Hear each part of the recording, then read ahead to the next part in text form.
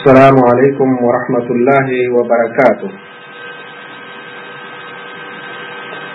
الحمد لله رب العالمين والعاقبة للمتقين والصلاة والسلام على رسوله الكريم أما بعد. উপস্থিত দিনী বন্ধুগণ, আমরা এই মুহূর্তে একটি বিশেষ মাসআলা, ফিকহি মাসআলা, এবং যেই মাসআলাটি বা যেই বিধানটির সম্মুখীন আমরা প্রায় প্রত্যেক নামাজে প্রত্যেক ওয়াক্তেই হয়ে থাকি, এরকম একটি বিষয়ের আলোচনা করার ইচ্ছা করেছি।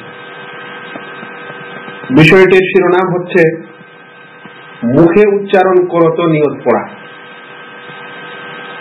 একটা হলো নিয়ত করা আর একটা হলো নিয়ত পড়া।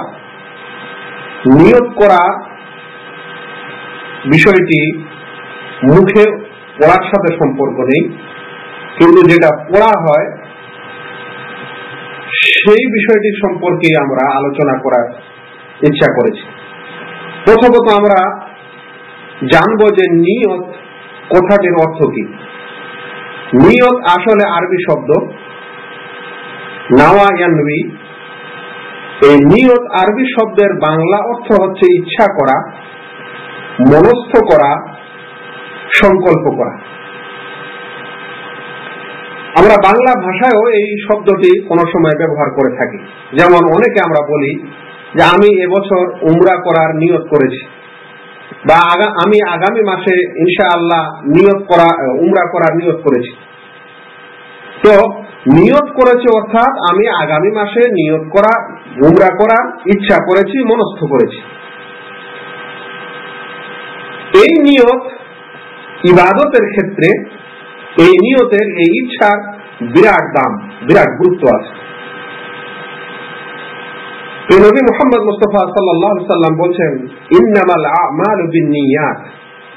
প্রত্যেক সৎ আমল নিয়তের উপরে নির্ভর করে। মানে তার সেই আমলটি আল্লাহ তাআলার কাছে গ্রহণীয় হবে কি হবে না, তার সেই আমলটির আল্লাহ তাআলা কবুল করবেন কি করবেন না, ওর নিয়তের উপরে নির্ভর করে। যদি সেই লোকের নিয়ত সহি হয়, অর্থাৎ আল্লাহকে সন্তুষ্ট করার জন্য সেই আমলটি সে করে, তাহলে তার সেই নিয়তের কারণে, সেই সহি নিয়তের কারণে আল্লাহ তাআলা তার সেই আমলটি কবুল করেন।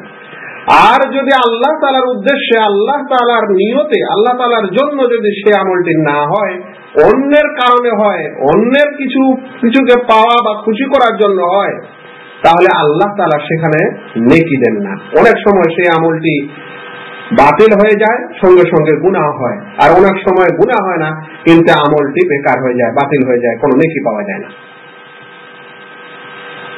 ওই হাদিসে, যেটি বুখারী শরীফের প্রথম হাদিস এই নিয়তের ব্যাপারে, ওই হাদিসে একটি উপমা দেওয়া হয়েছে। সেই উপমাটার মাধ্যমে আমরা বুঝতে পারি যে নিয়তের কতখানি দাম বা কতখানি গুরুত্ব। আল্লাহ রাসূল সেখানে বলেছেন, ফামান কানাত হিজরাতুহু ইলাল্লাহি ওয়া রাসূলিহি। যে ব্যক্তির হিজরত আল্লাহ এবং আল্লাহর রাসূলের উদ্দেশ্যে হবে, অর্থাৎ আল্লাহ এবং আল্লাহর রাসূলকে খুশি করার জন্য হবে, আল্লাহ এবং আল্লাহর রাসূলের আদেশকে মানার জন্য হবে, তো আল্লাহ রাসূল বলেছেন ফাহিজরাতুহু, তাহলে তার হিজরত হবে আল্লাহ এবং আল্লাহর উদ্দেশ্যেই। ওয়ামান কানাত হিজরাতুহু ইলা দুনিয়া, আর যে ব্যক্তির হিজরত দুনিয়ার উদ্দেশ্য হবে, পার্থিব কোনো কারণে হবে, উদ্দেশ্য হবে, কিংবা আও ইমরাআতিন ইয়ানকাহুহা, কিংবা কোন স্ত্রীকে বিবাহ করার জন্য, কোন মহিলাকে বিবাহ করার উদ্দেশ্য হবে, তো আল্লাহ রাসূল বলেছেন ফাহিজরাতুহু ইলা মা হাজারা ইলাইহি, তাহলে তার হিজরত ওই কারণেই বা ওই উদ্দেশ্যেই হবে যে উদ্দেশ্যে সে হিজরত করেছে। অর্থাৎ দুনিয়াবি কোন কারণে হিজরত হলে সে দুনিয়াই পাবে, আখিরাত বা নেকি পাবে না। কিন্তু নেকির উদ্দেশ্যে হিজরত করলে, আল্লাহ আল্লাহ রাসূলকে সন্তুষ্ট করার উদ্দেশ্যে হিজরত করলে, তাহলে সে নেকি পাবে এবং আল্লাহ তাআলা তার সেই আমলকে কবুল করবেন। তাহলে এই হাদিসটির দ্বারা এটা স্পষ্ট যে নিয়তের বিরাট গুরুত্ব আছে। তাই প্রত্যেক মুমিন মানুষকে ইবাদতের পূর্বে নিয়ত করতে হবে, সঠিক নিয়ত, আর সেই নিয়তটি হবে আল্লাহ তাআলার ইবাদত করা, আল্লাহ তাআলাকে খুশি করা। তবে এই নিয়তের স্থান কি? কোথায় নিয়ত করতে হয়? উলামায়ে কেরাম বলেছেন যে নিয়তের স্থান হচ্ছে কলব, অন্তর।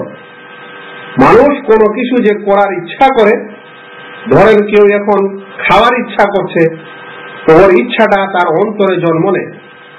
কোন মানুষ এখন বাড়ি থেকে বাইরে বাজারে যেতে চাচ্ছে, বাজারে যাওয়ার ইচ্ছা করছে, ওর এই ইচ্ছাটা, এই সংকল্পটা তার অন্তরে জন্ম নেয়, মুখে বলে নিয়ত করা হয় না। মানে যখনই কেউ বাজারে যাওয়ার ইচ্ছা করছে, ডাক্তারের কাছে যাওয়ার ইচ্ছা করছে, বাইরে ঘুরতে যাওয়ার ইচ্ছা করছে, বিবাহ করার ইচ্ছা করছে, খাওয়ার ইচ্ছা করছে, কোন মানুষ মুখে এরকম বলে না যে আমি এখন খাওয়ার ইচ্ছা করছি, আমি এখন বাইরে যাওয়ার ইচ্ছা করছি, তাই বের হচ্ছি।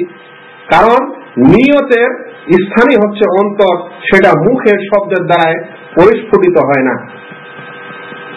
কিন্তু আমরা দেখতে পাই যে আমাদের দেশের কিছু বই পুস্তকে এবং বিশেষ করে উলামায়ে কেরাম যারা মসজিদে বাচ্চাদের বিশেষ করে তালিম এবং শিক্ষা দিয়ে থাকেন, তাদের দেখা যায় যে তারা বাচ্চাদের নিয়ত শিক্ষা দেন, মানে নিয়ত মুখস্থ করান।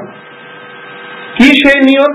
নামাজ পড়ার নিয়ত, আবার ফরজ নামাজের নিয়ত, সুন্নতের নিয়ত, নফলের নিয়ত, জানাজার নিয়ত,